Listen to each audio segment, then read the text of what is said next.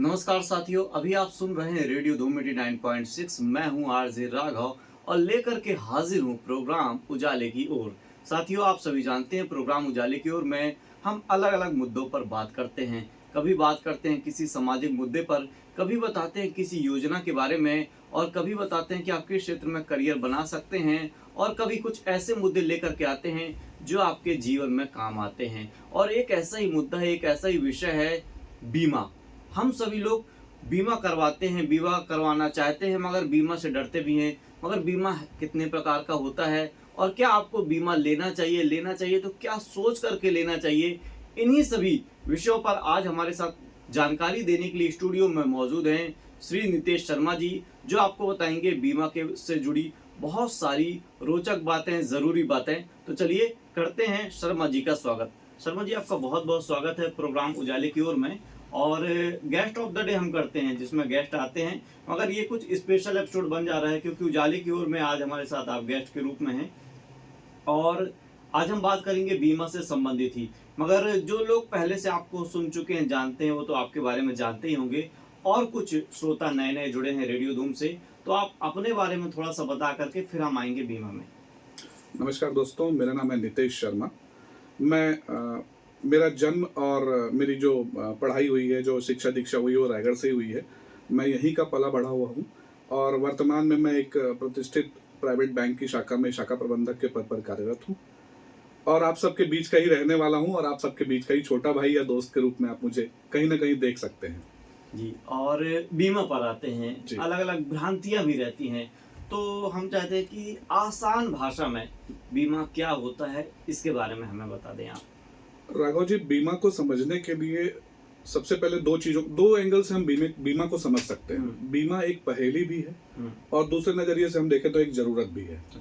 पहेली मैं इसलिए कहूंगा कि आज के वर्तमान परिवेश में बहुत सारे ऐसे लोग हैं जिनको बीमा के बारे में पूरी जागरूकता या जानकारी हम कह सकते हैं वो नहीं है, तो उनके लिए एक पहेली है। और जरूरत एक इस नजरिए से हम बोल सकते हैं कि जरूरत आज ये है कि आज की दुनिया में हर इंसान को, चाहे वो स्वस्थ हो या मतलब सैलरीड हो या हमारे व्यवसायिक बंधु हो, सबको बीमा के किसी न किसी रूप में जरूरत पड़ती है। तो बीमा एक पहेली के रूप में भी देखा जाता है और बीमा एक जरूरत के रूप में भी देखा जा सकता है।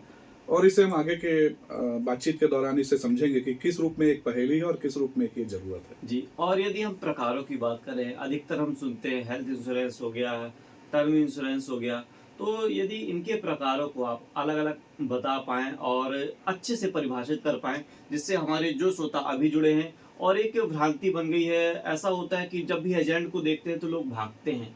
तो अभी एजेंट तो नहीं, हम एडवाइजर कह सकते हैं, बट लोग उन्हें एडवाइजर मानते नहीं हैं, भागते हैं। तो इस विषय में क्या कहेंगे आप?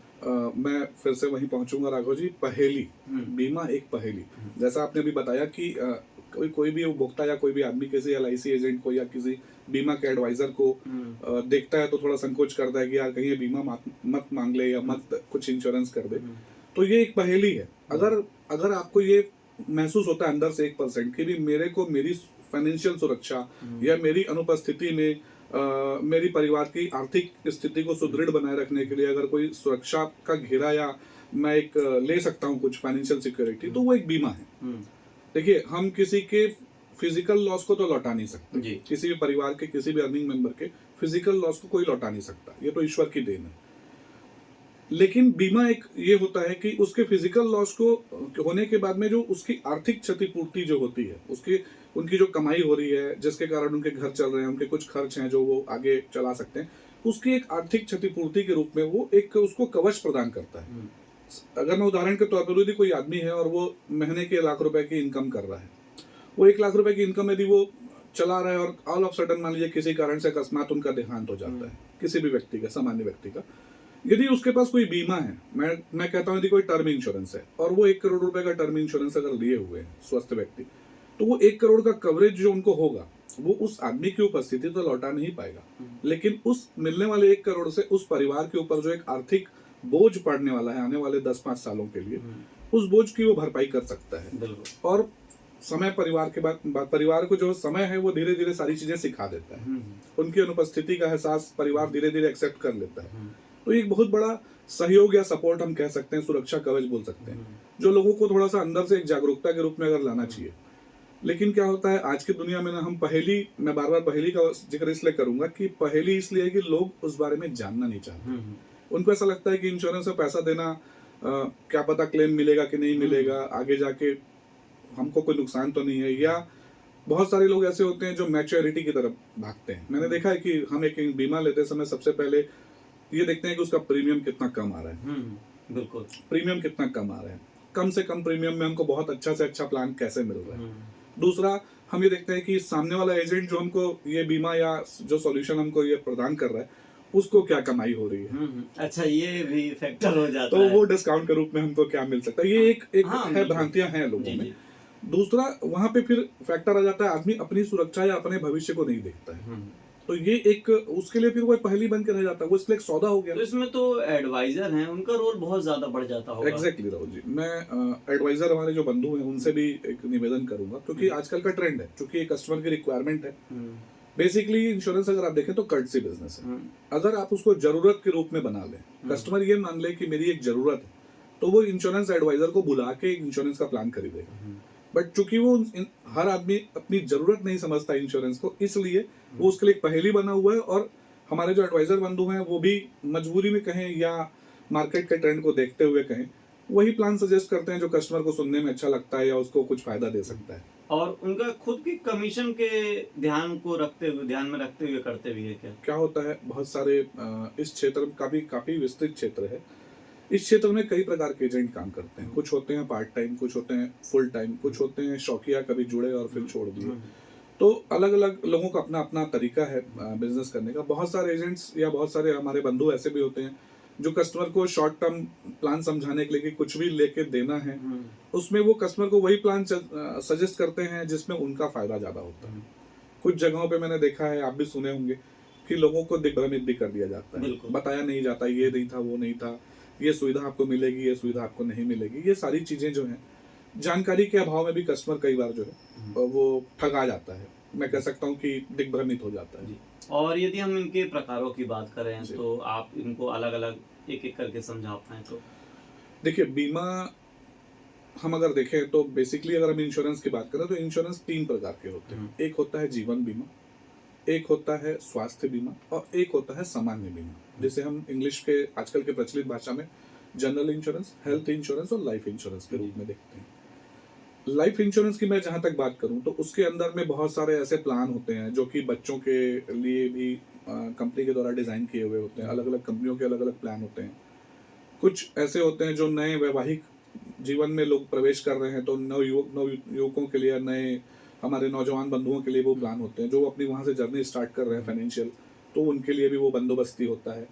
कुछ होता है जो रिटायरमेंट के प्लान होते हैं, और कुछ ऐसे प्लान होते हैं जिसको हम टर्म इंश्योरेंस के रूप में देखते हैं। क्योंकि कोविड के बाद से टर्म इंश्योरेंस का शब्द काफी प्रचलित हो चला है। आपने देखा होगा, टर्म इंश्योरेंस के प्रति लोगों का रुझान बढ़ा है। और मैं ये मानता हूँ कि बीमा के क्षेत्र में सबसे अच्छा और सबसे सही यदि बीमा है तो वो टर्म इंश्योरेंस ही है, जो एक्चुअल में जीवन बीमा कहलाता है। उस स्थिति में क्या होता है, कोई अपने बच्चों के लिए भविष्य के योजना बनाता है तो 20 साल के लिए 25 साल का इंश्योरेंस लेता है। उसमें वो इंश्योरेंस के बेनिफिट भी उसको मिलते हैं, एक सर्टेन रिटर्न्स भी मिलते हैं, और वो एक निश्चित प्रीमियम जो है उनको निश्चित अवधि के लिए देना होता है।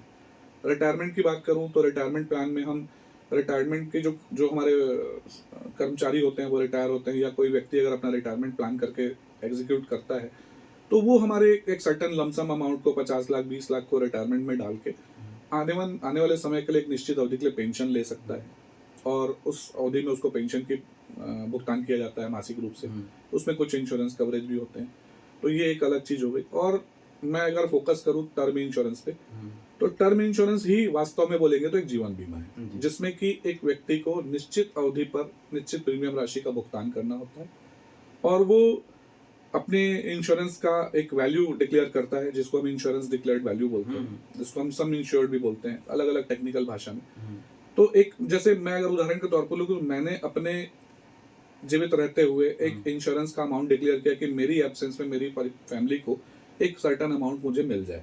1 करोड़ का एक सम इंश्योर्ड या बीमा मैंने ले लिया, उसकी एक निश्चित अवधि तक मैं उस प्रीमियम का भुगतान करूंगा, और उसका जो भी मेरे एब्सेंस में यदि in case of policy term या उसकी जो एक निश्चित अवधि है उस बीच में यदि कुछ हो जाता है मिस हैपनिंग, तो बीमा कंपनी जो है वो उसके दावे के रूप में उस भुगतान को करती है मेरे परिवार को, तो उसके एक आर्थिक क्षतिपूर्ति का जो है वो कवर उसको मिल जाता है। तो सबसे सही और सबसे सरल और सबसे अच्छा यदि मैं कहूँ तो टर्म इंश्योरेंस आज के डेट में है, जो हर किसी व्यक्ति को स्वयं आगे आके लेना चाहिए, प्रेरित होके, क्योंकि ये एक वास्तव में हमारे परिवार के लिए, हमारे बच्चों के लिए, एक अच्छे भविष्य के लिए एक अपने तरफ से एक उपहार है जो हमारी अनुपस्थिति में उनको हम दे सकते हैं। बिल्कुल, क्योंकि जब तक हम जीवित है तो उनके सुख दुख के बारे में हम सोच सकते हैं, मगर हमारे जाने के बाद उनका क्या होगा, तो कम से कम इंश्योर हो जाएंगे कि हमारे पास इंश्योरेंस है।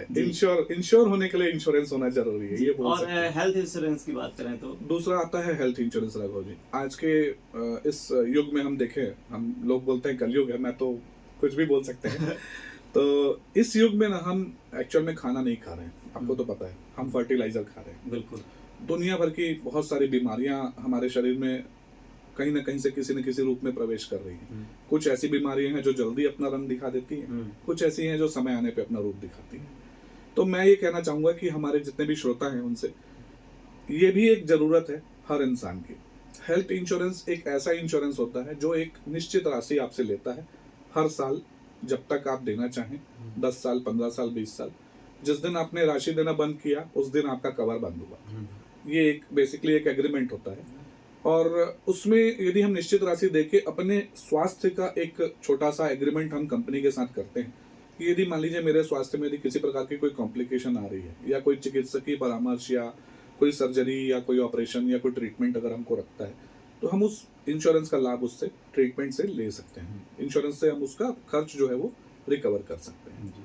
इसमें भी मैं देखा होगा राघव जी, अपने लोगों के दिमाग में आता है कि बहुत सारे इंश्योरेंस हैं, हेल्थ इंश्योरेंस है, तो मैं हमारे श्रोताओं से निवेदन करूंगा कि आप किसी भी कंपनी का इंश्योरेंस प्लान लें, उस कंपनी के पूरे प्लान को समझने की कोशिश करें, और समझने के साथ साथ ये देखें कि किस किस चीज़ों का भुगतान नहीं किया जाता है। अच्छा। क्योंकि इसमें भी हमारे जो ग्राहक होते हैं वो सबसे पहले देखते हैं प्रीमियम। जी, अच्छा, टर्म इंश्योरेंस की हम बात कर रहे थे, इसमें टर्म एंड कंडीशन देखना बहुत जरूरी हो जाता है। एग्जैक्टली, बीमा में मेन होता है टर्म्स एंड कंडीशंस, जिसको लोग एक्सक्लूजन्स भी बोलते हैं। टर्म्स कंडीशन को यदि आप सरल भाषा में समझ लें, पढ़ लें, मैं कहता हूं कि कंपनी के ऑफिशियल ब्रोशर्स को यदि आप एक बार नहीं, 2 बार नहीं, 3 बार रेफर करें। देखिए, आप भी जानते हैं, ब्रोशर को पढ़ के इंश्योरेंस आप ले नहीं सकते। उसमें बहुत सी ऐसी भाषाएं रहती है जो आपको कहीं ना कहीं से हर्ट भी कर सकती है और अपने मन में एक भ्रांति पैदा कर सकती है।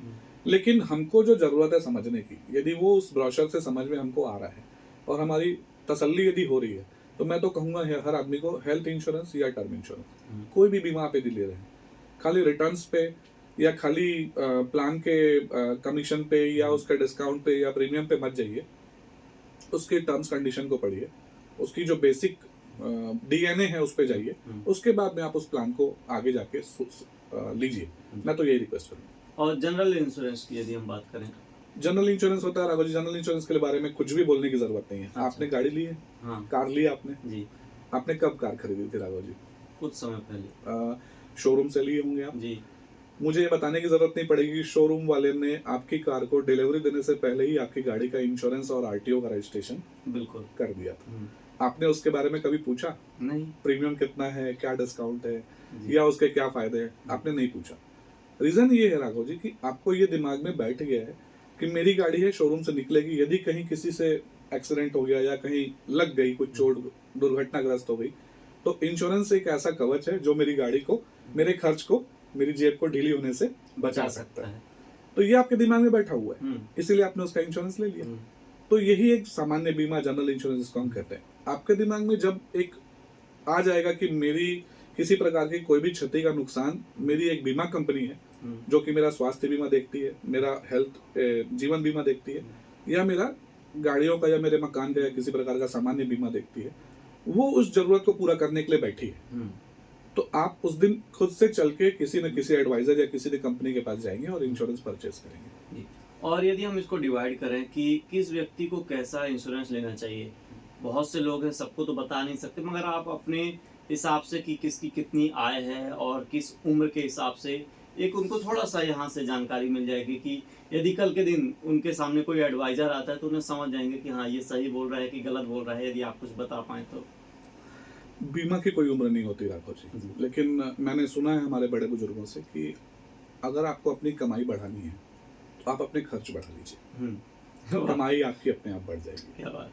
तो मैं इतना जानता हूँ कि एक स्वस्थ व्यक्ति जब अपनी फाइनेंशियल जर्नी की शुरुआत करता है, जब अपने प्रोफेशनल करियर में कदम रखता है, चूंकि वो एक सबका अपना अपना एक तरीका होता है। बच्चे पैदा होते हैं, बड़े होते हैं, स्कूल की शिक्षा ग्रहण करते हैं, कॉलेज में पास आउट होते हैं, उसके बाद वो अपने करियर के प्रति, या वो व्यवसाय में या वो नौकरी में कहीं भी जाते हैं, जब उनकी पहली कमाई उनके हाथ में आती है, इसका मतलब ये है कि आप अपनी फाइनेंशियल जर्नी को स्टार्ट कर चुके हैं। मेरा मानना ये है कि कोई भी आम इंसान जब अपनी फाइनेंशियल जर्नी स्टार्ट करता है तो उसे दो चीज़ें जरूर करनी चाहिए।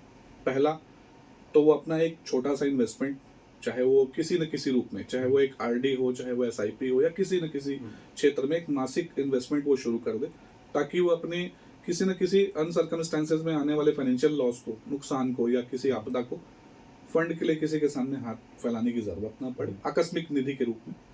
दूसरा, वो चाहे तो अपने स्वास्थ्य का और अपने टर्म का एक इंश्योरेंस छोटा सा एक लेके शुरू करते हैं, क्योंकि जितनी कम उम्र में हम टर्म इंश्योरेंस लेंगे या जीवन बीमा लेंगे, हमारा प्रीमियम उतना ही हमें कम करेगा और हमें उतना ही अधिक फायदेमंद होगा हमारे लिए। तो एक शुरुआत के समय 20-25 साल की उम्र से ही मेरा मानना है कि हमारे किसी भी उपभोक्ता को यदि शुरुआत करनी हो तो इंश्योरेंस की शुरुआत की जा सकती है। और सबसे ज़्यादा जो डर रहता है ना करने का कारण रहता है वो है इसका क्लेम प्रोसेस।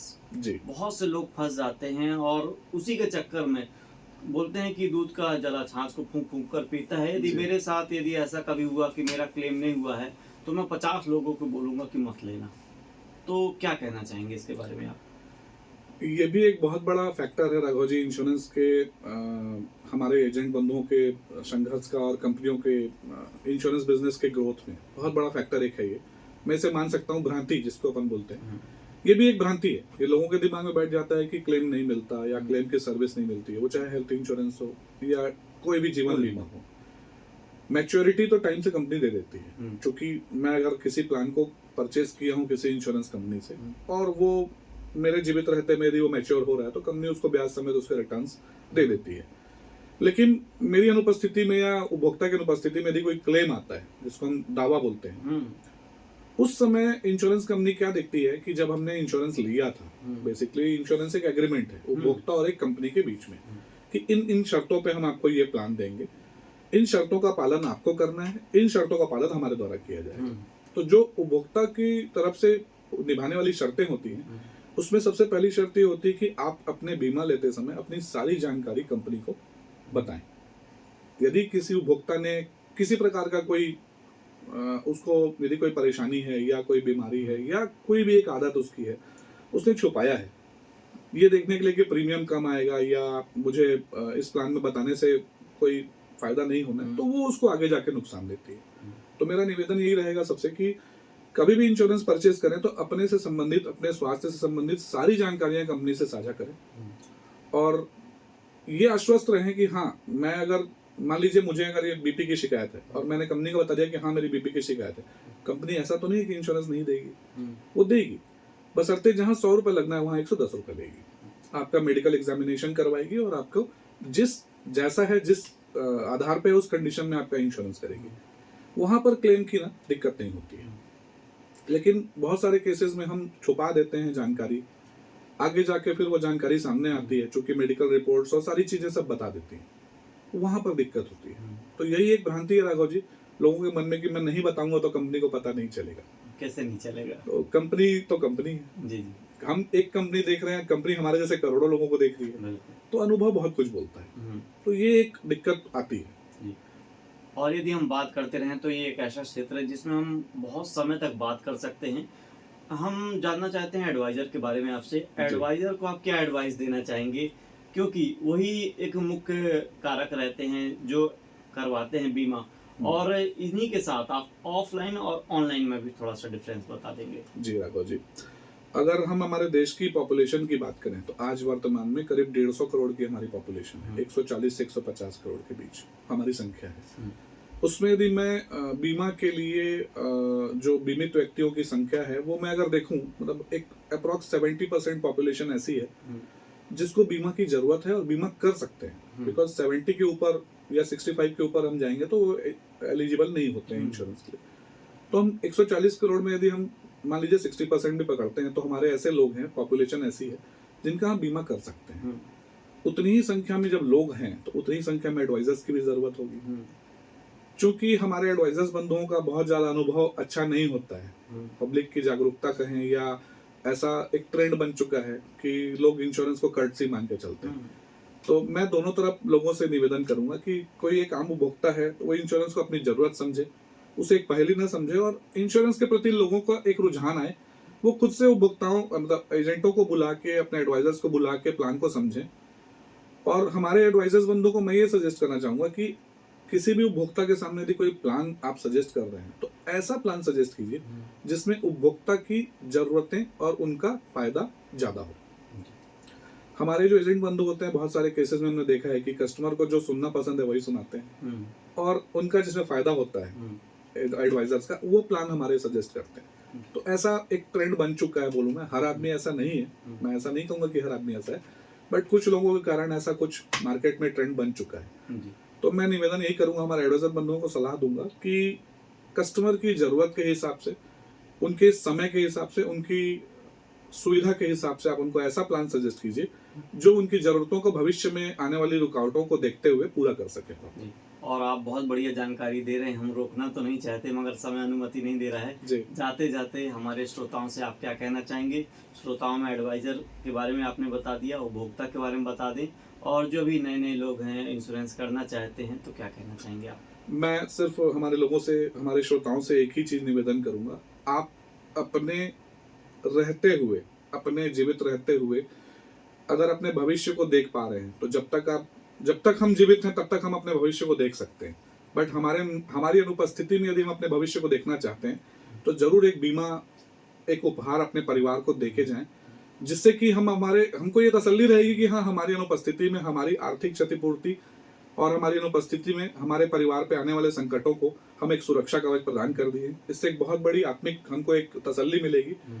और हमारे एजेंट बंधुओं से मैं ये आग्रह करूंगा कि जब भी किसी कस्टमर के पास बैठे, भले वो समय ले 2 महीने, 3 महीने, 4 महीने, लेकिन उसकी जरूरत के हिसाब से ही उसे ऐसा प्लान सजेस्ट करें जो कि उसके भविष्य की आने वाली जरूरतों को पूरा कर सके। तो आपका सर बहुत बहुत धन्यवाद रेडियो धूम में आने के लिए, हमारे श्रोताओं से बात करने के लिए। मैं भी हमारे श्रोताओं को बहुत बहुत धन्यवाद दूंगा, उन्होंने बहुत ही पेशेंटली मुझे सुना। और आपका भी बहुत बहुत धन्यवाद राघव जी, आपने मुझे इस लायक समझा और रेडियो धूम में दोबारा आने का मौका दिया। और हमें लगता है कि हम आपको बार बार बुलाएं, क्योंकि आपके पास तो ज्ञान का भंडार है और हमारी कोशिश रहती है कि हम जागरूकता फैलाते रहें। मैं हमारे कार्यक्रम को एक छोटी सी कहानी से खत्म करना चाहूंगा, अगर आप अनुमति दें तो, जो कि ये बीमा से रिलेटेड है और हमारे एजेंट्स और हमारे कस्टमर्स को रिलेट करता है। एक बार विष्णु जी लक्ष्मी जी के साथ बैठे हुए थे राघव जी, उसी समय स्वामी नारद ऋषि आ गए। तो नारद ऋषि जी जो हैं वो आके बैठे, तो विष्णु जी ने कहा, अरे लक्ष्मी जी इनको आसन दीजिए। उन्होंने बैठे, बातचीत की और फिर वो निकल गए। तो जब वो निकलने लगे, जैसे ही वो गेट से बाहर निकले तो लक्ष्मी जी को विष्णु जी ने कहा, स्वामी विष्णु जी ने, कि जाइए लक्ष्मी जी, नारद जी यहाँ बैठे थे, ये आसन गंदा हो गया, इस जगह को गोबर से लीप के साफ कर दीजिए। तो ये जो ध्वनि थी ये नारद जी के कानों में पड़ गई। तो नारद जी को ये बड़ा बुरा लगा कि मैं देव ऋषि हूँ, ब्राह्मण हूँ, उसके बाद भी अगर मेरे बैठने से वह जगह गंदी हो रही है और भगवान मेरे को महर्षि बोलते हैं, ऐसा क्यों? वो काफी नाराज हुए, दुखी हुए। फिर वो विष्णु जी के पास गए, उन्होंने बोला, प्रभु ये बात मेरे को नहीं पची कि मैं वहां बैठा वो जगह गंदी कैसे हुई। तो प्रभु जी ने मुस्कुराते हुए कहा कि महर्षि आप देव ऋषि हैं, लेकिन आप अपवित्र हैं। क्यों? क्योंकि आप निगुर हैं। चूंकि आप निगुर हैं, निगुर का मतलब समझते हैं आप राघव जी? निगुर का मतलब होता है जिसका कोई गुरु ना हो, अर्थात वो निगुर होता है। तो राघव जी ने, देवर्षि नारद जी ने कहा कि गुरु जी मैं स्वयं देवर्षि हूँ, मेरा कोई भला कौन कैसे गुरु हो सकता है, मुझसे ऊपर कौन हो सकता है? तो विष्णु भगवान ने कहा कि देखिए देवर्षि, आप देव ऋषि जरूर हैं, आप सबसे महान हैं, सबसे ऊपर हैं, लेकिन आपको भी अपने जीवन में अपनी आवश्यकताओं और जरूरतों के लिए एक गुरु, अपने मार्गदर्शन के लिए गुरु रखना जरूरी है, आप रखिए। तो उन्होंने कहा कि चलिए अब आप ही बता दीजिए कि मैं किसको अपना गुरु बनाऊं, ऐसा है कौन ब्रह्मांड में जो मेरा गुरु बन सके, क्योंकि सब तो मुझे प्रणाम करते हैं। तो विष्णु जी ने कहा कि आप एक काम कीजिए, आप पृथ्वी लोक पे जाइए, जो व्यक्ति सबसे सामने पहला मिले आप उसे अपना गुरु बना लीजिए। तो महर्षि ने कहा ठीक है, अब कोई सामान्य इंसान ही मेरा जो भी जीव होगा वो मेरा गुरु बनेगा। बोले ठीक है। वो जब पृथ्वी पे आते हैं तो देखा तो एक मछुआरा सामने दिखा उनको। तो मछुआरे ने फिर नारद जी नाराज हुए, फिर गए वापस, बोले प्रभु मछुआरा दिखा, मैं उसको कैसे गुरु बना लूं, वो तो एक सामान्य व्यक्ति है। तो बोले देखिए, एक सामान्य व्यक्ति भी एक गुरु बन सकता है। आप जाइए और उसको ये क्वेश्चन कीजिए, प्रश्न कीजिए कि विष्णु जी ने मुझे श्राप दिया है कि मैं वापस देवर्षि तभी बन सकता हूँ जब मैं 1.25 लाख योनियों को पार कर सकता हूँ। तो आप मेरा मार्गदर्शन कीजिए कि मैं 1.25 लाख योनियों को पार कैसे करूँ। तो बोले ये तो कठिन प्रश्न है। बोले आप जाइए गुरु से, उनको आपको मार्गदर्शन मिलेगा। देवर्षि नाराज होकर फिर गए। फिर उन्होंने मछुआरे को बताया ये कहानी कि ऐसे ऐसे विष्णु जी ने मुझे श्राप दिया है और कहा है कि 1.25 लाख योनियों को आप पार करके आइए, उसके बाद हम आपको वापस देवर्षि की पदवी पे देंगे। तो उस व्यक्ति, आप मेरा मार्गदर्शन कीजिए। तो उस मछुआरे ने बोला कि ये बहुत सामान्य सी बात है, जो कि देवर्षि जी को भी बहुत कठिन लग रही थी। बोले सामान्य सी बात है प्रभु, मैं रेत पे 1.25 लाख योनियों का चित्र बना देता हूँ, आप उसमें लौटते हुए पार हो जाइए, आपकी 1.25 लाख योनियां पार हो जाएंगी और आप उस श्राप से मुक्त हो जाएंगे। तो प्रभु को ये बात समझ में आई। देवर्षि जी ने वैसा ही किया और वापस विष्णु जी के पास हाथ जोड़ के गए। बोले प्रभु आप महान हैं।